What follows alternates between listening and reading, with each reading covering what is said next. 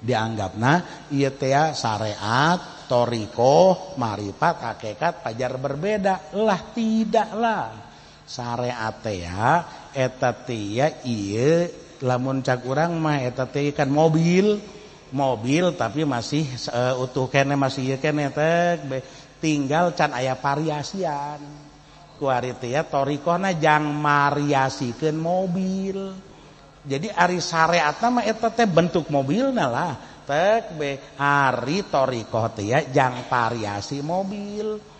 Ya kan? Oh kuari sen mau lampu sena atau lampu stopna hayang suna bagus divariasi ku urang. Mobil tadi modif kurang tek eta ngaranna thariqah. Jadi ditempelkeuna dina bodi mobil, thariqah eta ditempelkeuna dina bodi syariat.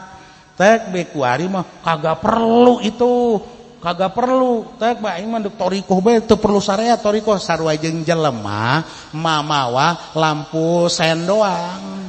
Teu mobilan eueuh. Bagus mah bagus punya teh nu dicacak ke lampu sen. Tek be di jalan ngeng nuju klakson tid naon teh jalemeanan tah. Jelema edan. Mantakan atuh aya jelema noriko tapi teu bersyariat, jelema edan ge edan deui.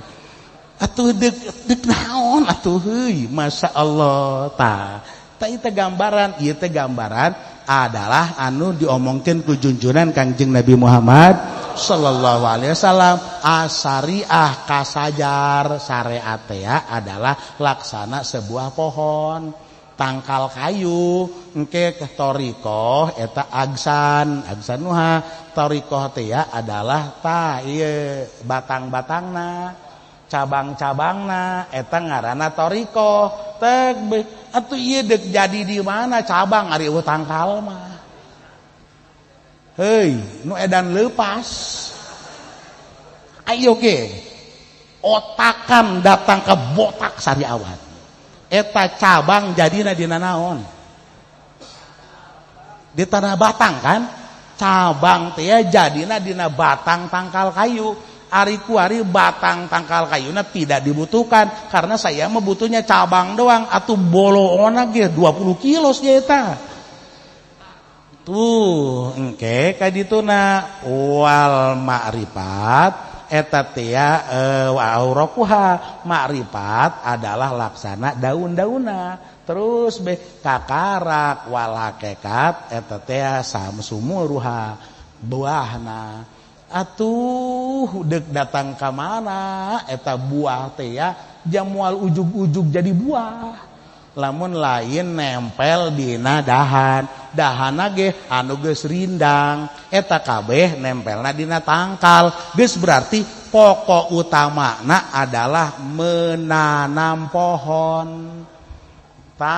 Menanam pohon pokok utamana menanam pohon eta teh kan berarti kudu dipager, kudu disarubukan, kudu disiraman, seuna bagus luar biasa. Maka yuk kita menanam pohon melalui bersyariat, belajarlah rukun wudu yang baik, rukun salat yang baik, itu ajaran yang jelas. Khuz cokot anu jelas, tinggalkeun matun kiru yang tidak jelas-jelas. Ulah sampai urang disebut jelema edan.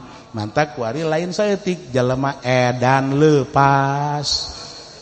Wallahu a'lam bishawab.